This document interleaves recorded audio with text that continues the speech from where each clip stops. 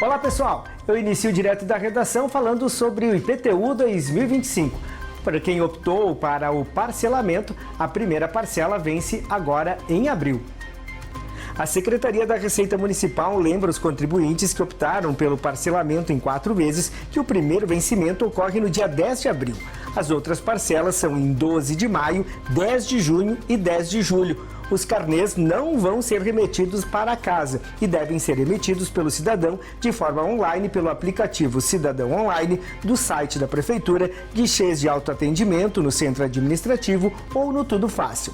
E também no QR Code que aparece na tela.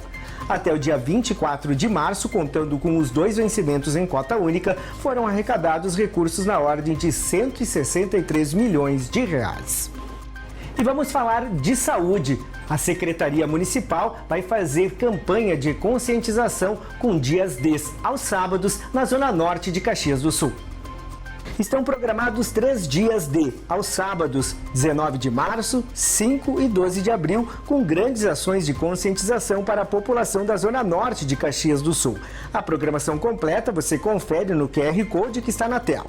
Até o momento, são 529 focos do mosquito identificados e eliminados e 27 casos de dengue, sendo 13 na Zona Norte. Haverá presença do mascote de combate à dengue e utilização de carro de som.